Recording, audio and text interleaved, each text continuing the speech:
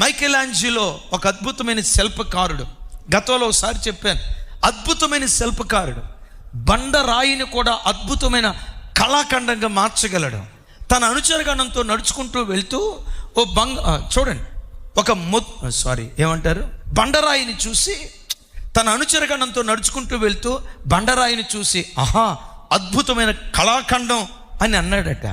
వీళ్ళు చూస్తున్నారు, అద్భుతమైన కళాఖండం అన్నాడు, ఏమి లేదే, బండరాయి తప్పితే ఏం కనపట్లేదే అని అనుకున్నారు. ఆ బండరాయిని చూపించి దాన్ని మన స్థలానికి తీసుకురండి, వర్క్షాప్కి తీసుకొచ్చారు. అద్భుతం. కొన్ని రోజుల పాటు శుద్ధి తీసుకొని, శానం తీసుకొని ఆ బండరాయిని చెక్కటం ప్రారంభించాడు.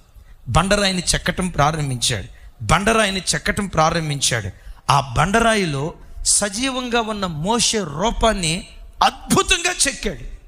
తను చెక్కిన ఆ రూపాన్ని చూసి తానే మైమరిచిపోతూ ఆ శిల్పాన్ని చూసి ఇలా అన్నాడట, మోజెస్ స్పీక్ అంటూ మీ, మోషే నాతో మాట్లాడు అన్నాడట.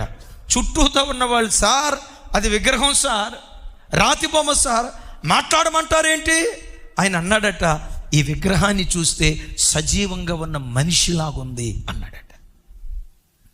అంత అద్భుతంగా చెక్కాడట.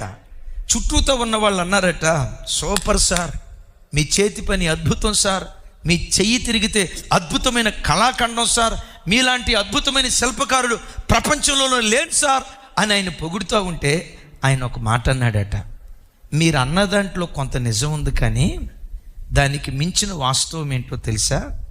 ఇలాంటి అద్భుతమైన బండగా చెక్కాలని చాలా బండరాలను తీసుకున్నా, అయితే కొన్నిటిని చెక్కేటప్పుడు బ్రద్దలైపోయాయి. నేను చెక్కాలనుకున్నట్లుగా అవి చెక్కబడకుండా అనీవెన్గా మారిపోయాయి. ఈ బండరాయి ఉందే, చెక్కేటప్పుడు నాకు అప్పగించుకుంది.